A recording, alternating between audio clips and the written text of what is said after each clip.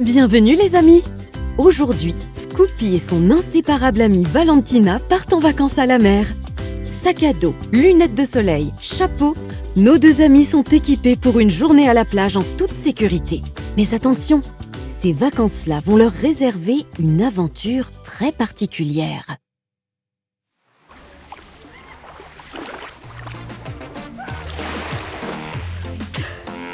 Le sable est chaud, le ciel est bleu et la mer chante doucement. Scoopy court sur la plage dans tous les sens, pendant que Valentina met de la crème solaire pour protéger sa peau du soleil. Regarde Scoopy, les vagues dansent, ça sent les aventures!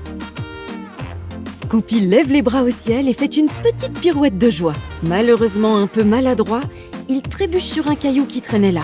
Badaboum! Le voilà, les fesses dans le sable. Valentina vient le voir pour vérifier que tout va bien.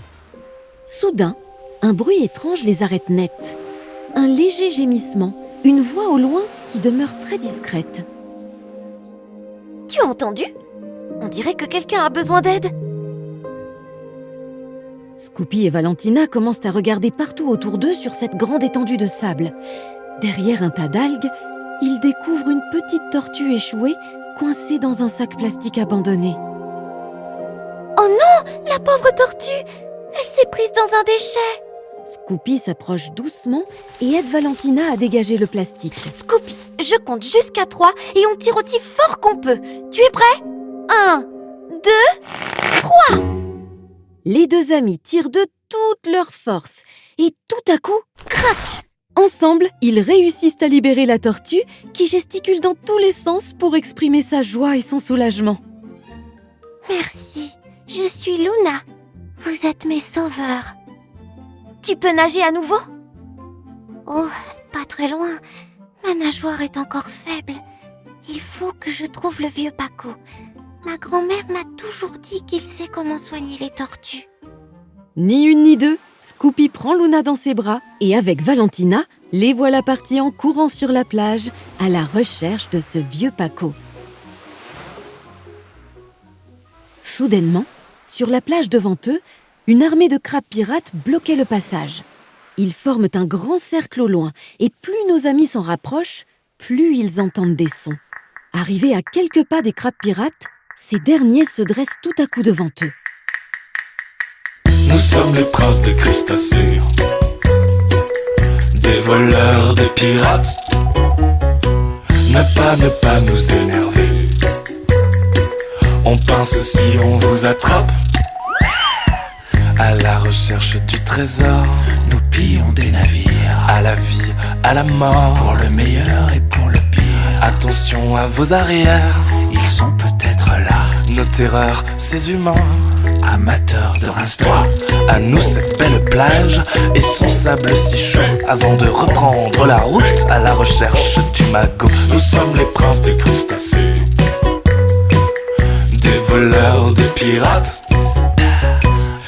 Ne pas nous énerver. On pince si on vous attrape. Clac. Excusez-nous, messieurs les crabes. On peut passer? Nous devons rejoindre le nid du vieux Paco. Notre ami s'est blessé la nageoire avec un sac plastique. Les crabes s'arrêtèrent net, ne laissant que le doux bruit des vagues, puis s'écartèrent lentement en formant un chemin en zigzag. De ce chemin biscornu sortit un crabe rouge vif, bien plus grand que les autres, avec dans une de ses pinces un morceau de plastique. Bien le bonjour, jeune moussaillon. J'ai bien entendu le mot plastique. Ne me dites pas que c'est vous qui vous amusez à jeter vos déchets dans la mer. Je passe mon temps à les ramasser. Scoopy fait non avec son doigt et montre la nageoire blessée de Luna pour lui faire comprendre le problème. Oh non, monsieur le crabe, nous voulons juste soigner notre ami. Oh, pour me prouver votre bonne foi, dites-moi ce que je dois faire de cette bouteille en plastique trouvée un peu plus loin sur la plage. Le crabe remue la bouteille dans tous les sens pendant que Scoopy regarde son ami en réfléchissant à la réponse. Tout à coup, il pointe du doigt une poubelle un peu plus loin sur la plage. Oui, Scoopy, tu as raison. Il faut la mettre à la poubelle pour qu'elle soit recyclée. Très bien. Vous êtes plus futé que ce que je pensais. Posez cette bouteille dans la poubelle et continuez le long de la plage pour trouver le nid du vieux Paco. Bon vent, moussaillon. Valentina court jusqu'à la poubelle pour jeter la bouteille, puis traverse au milieu des crabes, suivie de Scoopy, qui, pour faire une petite blague, mime des pinces de crabe avec ses mains. En arrivant au bout de la plage, il rencontre enfin Paco, un grand pélican au plumage grisonnant avec un grand chapeau. « Oh là, les jeunes flots! Que me vaut votre visite au goût salé? Scoopy et moi avons trouvé une petite tortue coincée dans un sac plus loin sur la plage. Elle s'appelle Luna et elle est blessée. Elle a besoin de ton aide. Ah, encore un de ces déchets qui traînent là où ils ne devraient pas. Pas de panique. Je vais préparer une pommade d'algues et de sable chaud. En attendant, il faut qu'elle reste calme avec vous. Je reviens. Valentina se met à chanter doucement une petite berceuse apprise de sa grand-mère. Scoopy s'assied à côté de Luna, les yeux fermés, bercé par la mélodie qui flotte dans les airs.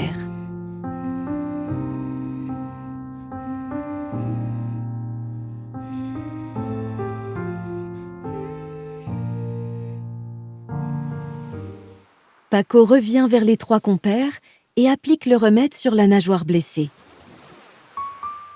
Pendant que Luna se repose, Paco s'installe confortablement à côté de Scoopy et regarde la mer.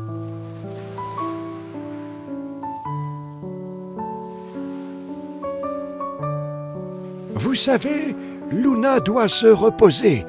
Laissez-moi vous raconter pourquoi j'ai décidé de soigner les tortues. Il était une fois, il y a plusieurs années, une grande baleine bleue nommée Mila.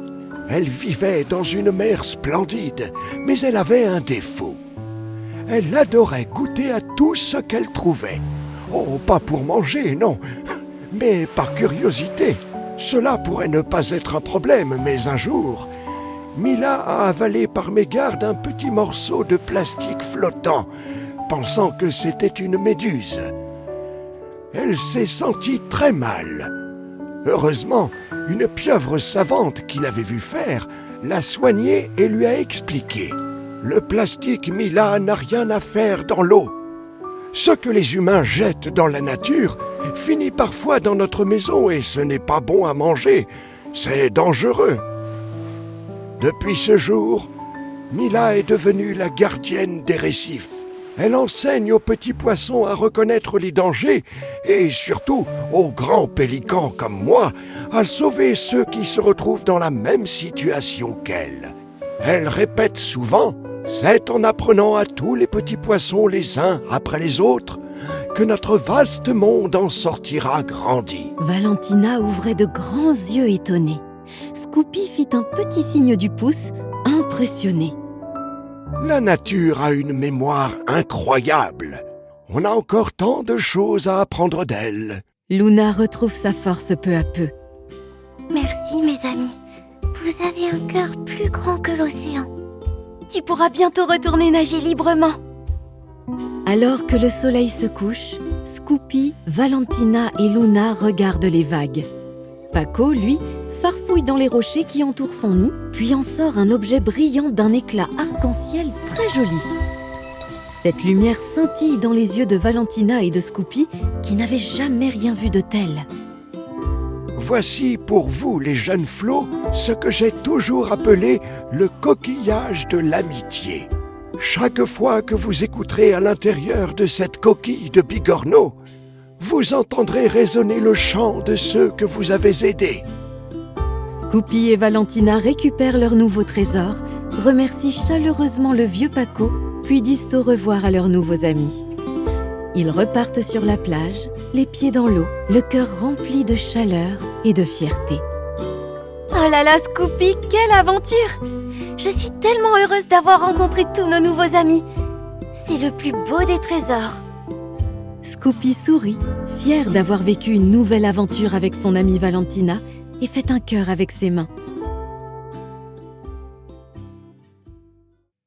Et vous, les amis, si un jour vous trouvez un animal en difficulté ou croisez un déchet abandonné, souvenez-vous de Scoopy et Valentina. Ensemble, on peut faire de grandes choses pour notre planète. Les histoires de Scoopy, une production Radioscoop.